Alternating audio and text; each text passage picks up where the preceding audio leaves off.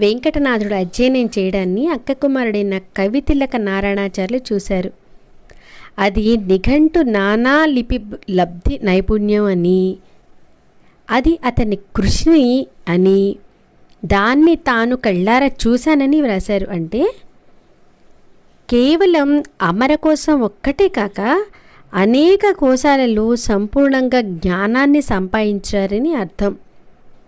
వ్యాకరణం, మీమాంస, తర్కం, వేదాంతం, శాస్త్రాల ప్రాథమిక పాఠాలను ప్రతి నిత్యం అభ్యాసం చేశారు.